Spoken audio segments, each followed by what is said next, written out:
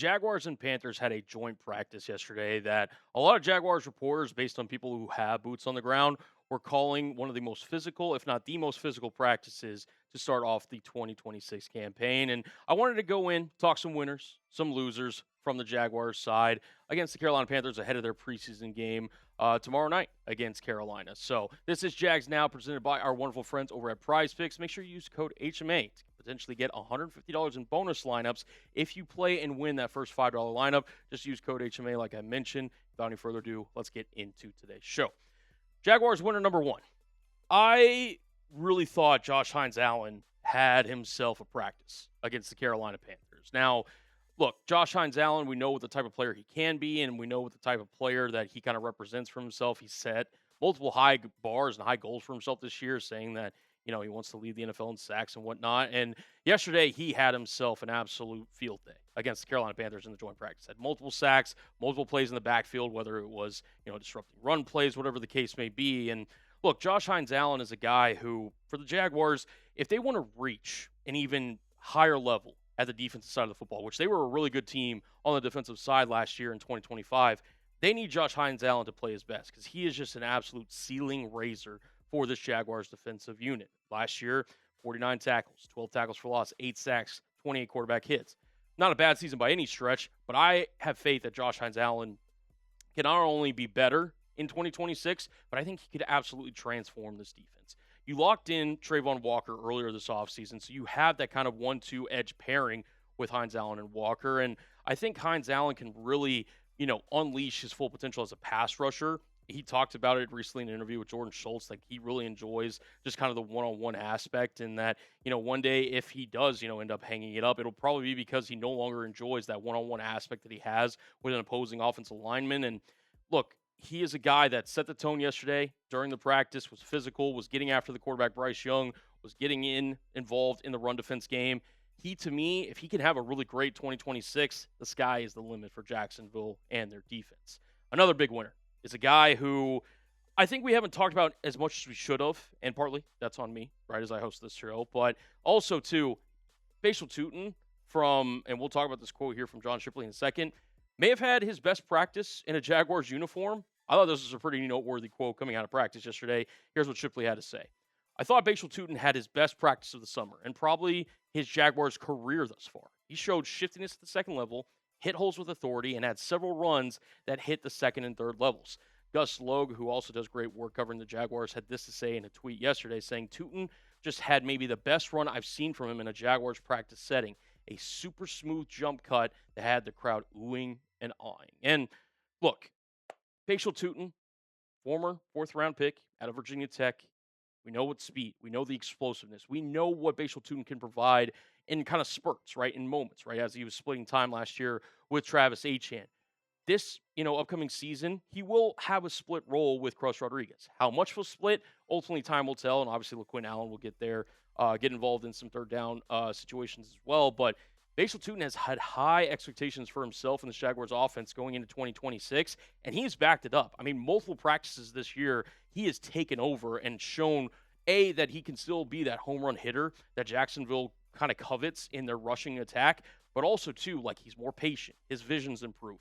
And I think he's going to improve as a pass catcher as well. And look, there is a chance that Bhayshul Tuten goes out there, and as much as this coaching staff loves Chris Rodriguez, Tuten could absolutely be somebody that kind of takes over the bell cow role in this backfield. Whether he earns that or not, or whether the Jaguars fully invest in him over Chris Rodriguez remains to be seen. But I am absolutely confident that Bhayshul Tuten, you're going to see the best version of him here in 2026. And that's coming off a 2025 year where I was already impressed with what he could do. Now he's going to have a chance to prove it once the pads officially go on and when the regular season kicks off. All right, we're going to get into some more winners and losers here in just a moment. But shout out my guy Reed Barkus, right? He's been crushing over there at Buccaneers Breakdown. And he's let me know, right, that he just recently passed us in subs here at Jags Now. And I'm not going to lie, I kind of want to pass him back, right? We're only within 40 or so subs. Can we subscribe and show him that Jags Now and Jags fans are the bigger representative in the state of Florida than Tampa Bay Buccaneers fans? Hit that subscribe button for coverage all year long around your Jacksonville Jaguars. Without any further ado, let's get into more of this day's show. We'll talk some more winners here in just a moment, but we would not be able to do this episode of Jags Now if it wasn't for our wonderful friends over at SeatGeek. Today's show is made possible by SeatGeek. Use code CHAT10 to get 10% off your next set of tickets with SeatGeek. MLB is in full swing, and you can get tickets to all different types of sporting events on SeatGeek. The NFL schedule is officially released, and SeatGeek is the best place to go if you want tickets to a Jaguars game this year. Now, personally, guys, I'll be handling the Jaguars content from our studios here in Dallas, Texas. But whether you want to go to a game in Duval County, whether you want to go to a game somewhere else in the United States, or heck, even overseas, you can get Jaguars tickets with our friends over at SeatGeek. The Jags take on both the Eagles and Texans overseas in London. But to kick off Jacksonville's season, the Jaguars take on the Browns at home, and you can get tickets with SeatGeek for as low as $179. Last I checked, you might want to update those prices with SeatGeek, but it's around that number.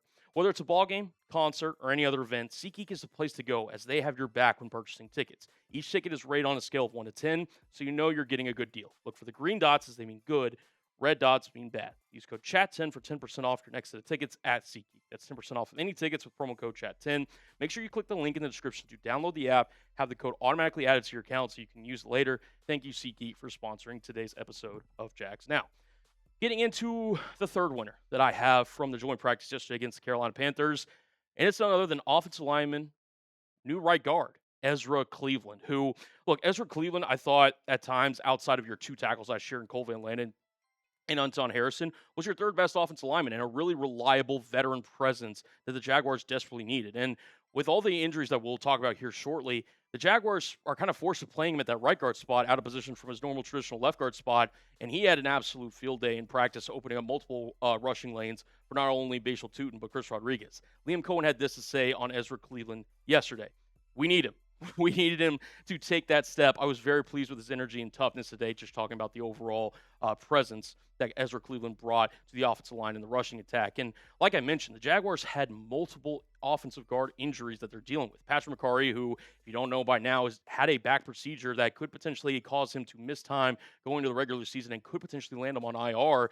And then Wyatt Milam, who's dealing with something that's day-to-day that hasn't been disclosed yet, but he should return next week. But in the immediate future, Jaguars didn't really have anybody that they felt comfortable with sliding in at right guard, so they moved Ezra Cleveland to that right guard position. And look, I think it was definitely a positive move, inserting Emmanuel Pregnon, who is more comfortable at that left guard spot coming out of Oregon, so that Pregnon could play left guard. You have Ezra Cleveland at your right guard spot, and Walker Little did a pretty good job at right tackle for that matter. So the Jaguars were pretty impressed with Ezra Cleveland's play as of yesterday.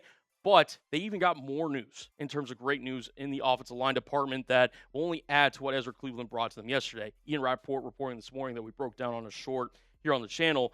The Jaguars are getting healthy on the offensive line as Cole Van Lanen is coming off the PUP list today, having passed his physicals. He injured his knee in Week 18, and he's now set to return to the field, which is absolutely great news, right? Because Van Lanen played, I don't know if you guys remember, 4 different positions of the offensive line last year, which is incredible. Every position but center, and he absolutely crushed it. I thought he was the Jaguars' best offensive lineman last year, and now it leaves you with a question, right?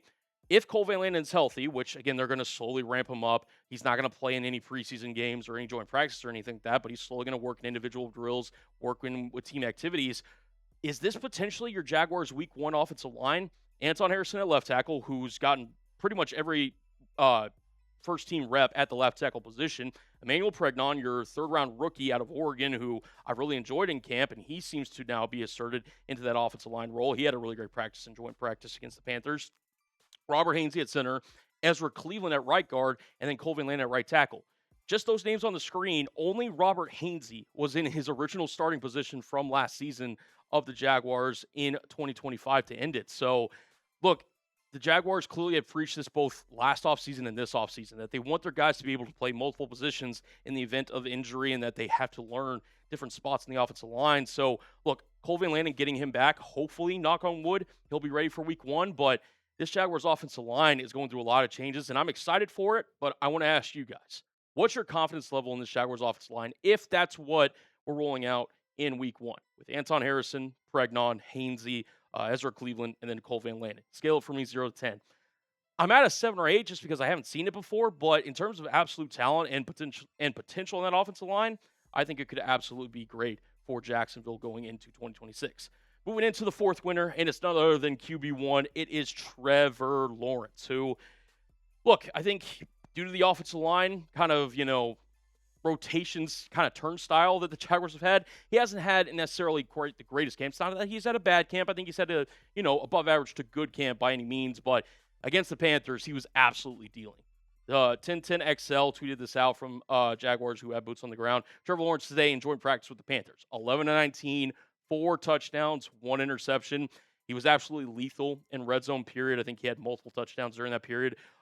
Really found connection with all 3 tight ends, Tanner Koziel, Nate Borkature, and Britton Strange. And look, I think T-Law, with having those 3 consecutive red zone touchdowns, really is finding his groove, right? Because they were really good as a red zone team last year, and kind of throughout the early portions of the offseason program, that was a little bit of a concern, right? Like going into these joint practices, would the Jaguars' execution in the red zone be quite up to snuff to what they were last year? And I thought Trevor Lawrence and the crew absolutely did a great job against the Carolina Panthers and against the New Orleans Saints for that matter. So it's nice to see against, other teams that are not wearing the same uniform as you, that the Jaguars were executing at a higher level. And then finally, my final winner, I got to say, it was Liam Coen. Now, he kind of mentioned loosely that the Jaguar starters, like he was kind of planning on potentially playing them against the Carolina Panthers during week 2 of the preseason. And I have a kind of funny theory about that I'll briefly mention here in just a second, but the Jaguars set the tone against the Carolina Panthers. Multiple fights broke out during the scrimmage, and reports suggest it was the most physical practice so far in camp. And I have a funny feeling that it was because of Liam Coen's comments. Like, listen, the starters, don't get me wrong, they love playing the game of football, but during a preseason game where they don't really have much to gain from it, they're not necessarily trying to go out there and, risk injury and risk kind of their livelihood and all that other stuff in terms of, their NFL careers and whatnot. So I think Liam Coen was trying to light a fire under his offensive starters, and he hasn't made an official announcement, at least as of the time I'm filming this, on whether the starters, or if any, are going to play. But I thought Liam Coen kind of lit a spark under this team in terms of trying to get them focused, get them locked in, because he wasn't satisfied with their performance against the New Orleans Saints. And I am very pleased to say that I think his process worked. Who was your biggest winner from the Jaguars-Panthers joint practice? Let me know down below in the comments section. You can certainly make a case for any player that I just previously mentioned, or if there's somebody that I didn't mention, let me know down below in the comments section. We'll get into the losers section here of the Carolina Panthers Jacksonville Jaguars joint practice here in just a moment, but we would not be able to do today's show without our wonderful friends over at Prize Picks. Today's show is sponsored by Prize Picks, America's #1 sports picks app. Baseball is well underway. I mean, it's almost playoff baseball now that I'm saying this. And football's right around the corner, guys. Make sure you're locked in with Prize Picks. That is the best place to win cash while watching sports. Prize Picks is available in most states, including California, Texas, and Florida. And guys, you can even follow me on the app at Cullen Brown NFL to see all my lineups that I'm rocking with, including the season-long lineup that I've got for you guys, a little 2-player lineup. I believe it's a $20 to win $60 lineup. Shout out to producer Andrew getting on that screen. Trevor Lawrence, I got the more on his passing yards. I think he and Liam Coen are only going to grow that relationship that they had last year. Trevor Lawrence passed for 4,000 yards. Give me the more on that stat projection. And then Tedero McMillan, who we're actually going to talk about here in just a second, I think he's due for a monster season in Carolina. Give me the more on his receiving touchdowns. They're at 6.5. You guys can copy my lineups or fade my lineups. Just make sure you do it over at Prize Picks. And guys, new user offer alert. Play your first $5 lineup and get $150 in bonus lineups if you win that initial $5 lineup. Just use code HMA when you sign up. That's right. Prize Picks just switched up their offer, so there's no better time to join in, lock in, and win that first lineup. That's code HMA at sign up to get $150 in bonus lineups if you win that first $5 lineup. Prize Picks, code HMA. Download the app now. It's good to be right. Okay, Jaguars losers, which I'll be honest, based on everything that I kind of read on social media and just some of the articles that came out after the practice, I didn't think there was a lot of losers, but if there was one kind of main takeaway was, the Jaguars cornerbacks didn't have the greatest day. And more specifically, Tedero McMillan absolutely had a day. It was a slow start for the Carolina Panthers to begin practice, where the offense just kind of looked out of sync for Carolina. And then when things really settled in, they were motioning Tedero McMillan outside, inside, trying to get him involved in multiple different areas, and he was feasting. I think Jarian Jones, based on kind of some people that were there at practice, said they had the best reps against McMillan.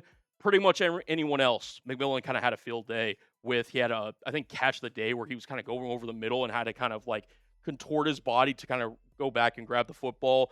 Made unbelievable catches all day, including one-on-one situations. And look, he's a legitimate player, right? Former top 10 pick out of the University of Arizona. He's expected to potentially be one of the better wide receivers in the National Football League, but for your secondary and your corner specifically, they have to perform against guys like this in the National Football League, and they did not do so against Terrell McMillan. I've got the Jaguars corners as losers. Another loser who we kind of briefly talked about earlier, it's none other than Wyatt Milam, who I know he's dealing with an injury, but throughout this training camp, the Jaguars, I felt like, were really trying to position himself and Emmanuel Pregnon as kind of the future at their both respective guard positions. Emmanuel Pregnon, being that kind of left guard spot, you know, getting to overtake Ezra Cleveland probably in the 2027 season or maybe late in 2026. And then Milam was expected to really push, as a former third-round pick himself, Patrick McCarry for that right guard spot. And again, he's injured right now, so hopefully he'll come back healthy, and he's still got time to kind of improve and make his case. But be honest, like the Jaguars, they moved Ezra Cleveland over that right guard spot, and they didn't skip a beat. Their offense and their rushing attack was phenomenal against the Carolina Panthers. And look, this also kind of goes to show the Jaguars made a trade recently, which we broke down on the channel, trading for Daniel Falele from the New York Giants in exchange for a 2027 sixth-round pick.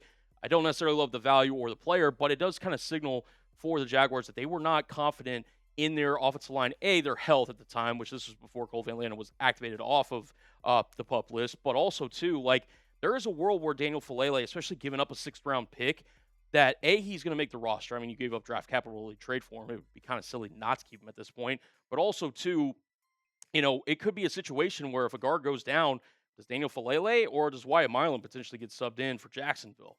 It remains to be seen ultimately when that scenario comes out. And again, I'm not trying to hate on Falele here, but he's a guy that, went from Baltimore to the New York Giants. And then before the regular season even started, they were willing to ship him out with no questions asked. So him and Milam, I think, are now competing to be that kind of first guard off the bench, as it were. And look, he hasn't had the most positive reviews. Hopefully Wyatt Milam could turn around this part in training camp.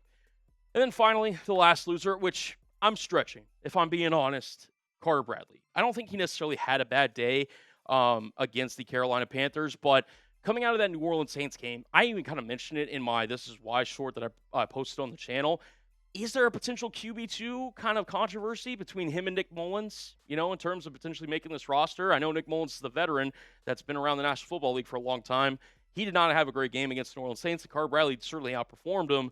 Well, Mullins responded, right? In the past two practices, he had really good practices, including a damn near perfect day against the Carolina Panthers in the joint practice period. I think he had only one interception, but was dicing it up, looked and come into the offense, and definitely kind of realized and snapped back into like, oh, shoot, like I need to perform here if I expect to be the backup quarterback on this team. So Carter Bradley by default is a loser. Again, I'm kind of stretching with that because he didn't necessarily have a bad practice, but thought he had an opportunity to potentially push for a QB2 position, and ultimately that just didn't succeed. So I think for right now, Nick Mullins is definitely the favorite to be the backup quarterback in Jacksonville. That's going to be it for this episode of Jags Now. Thank you guys so much. If you tuned in all the way to the end of this video, that makes you a real one, and we're doing something right. So hit that subscribe button, turn on your notifications. We will have an instant reaction video after the Jaguars preseason game against the Carolina Panthers. So subscribe, turn on notifications, don't miss out. Until next time, guys, peace out.